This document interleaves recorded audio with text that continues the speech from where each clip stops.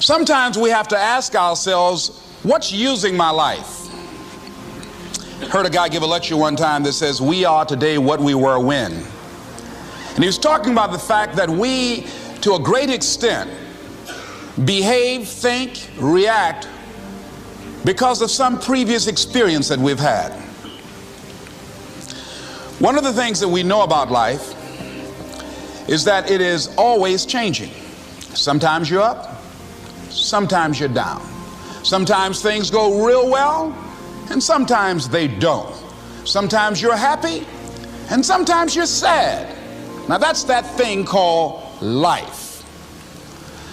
And when we begin to understand and know that, accepting that reality that we will never ever have things just on an even keel all the time, that you're going to have some ups and you're going to have some downs, but during those down moments, that's where the growth takes place.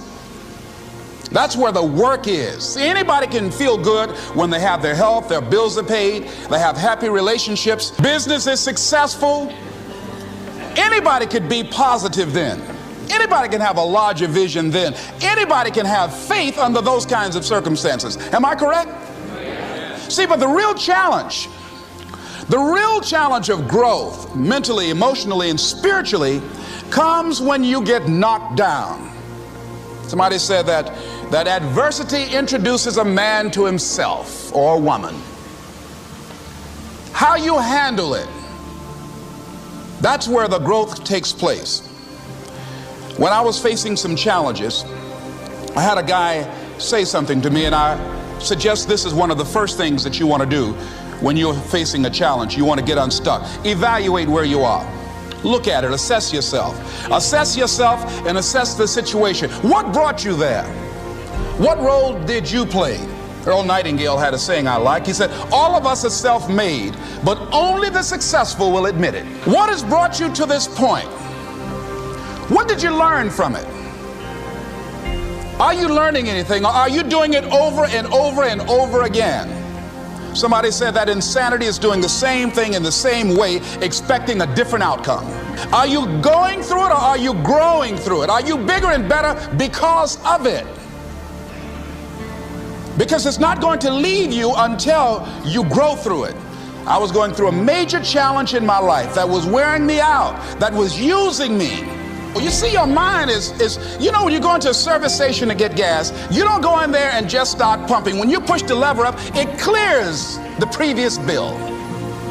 By the same token, if you want to begin to move, you've got to clear your mind of all the unnecessary luggage and baggage that's weighing us down.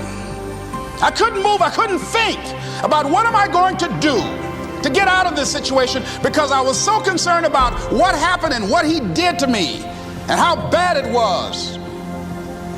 I was so stuck in that I couldn't even focus on what I should have done. Feeling sorry for myself and angry, and none of that was taking me anywhere. So pretty soon I learned through effort, made a conscious, deliberate, determined effort. I had to let it go. I had to forgive it. Let it go and begin to focus on developing myself. And I say to you, you're going to have people to do things to you. Things are going to happen to you. And the most important thing to do is to harness your will and let it go and move so you can grow, so you can get on with your life. It doesn't matter about what happens to you. What matters is, what are you going to do about it? All of us have experienced some tragedy, and if we haven't, we will. And you can either let it destroy your life, or you can build upon it. You can permit it to let it hold you down, or you can decide, I'm not going to let that happen to me. I'm bigger than this.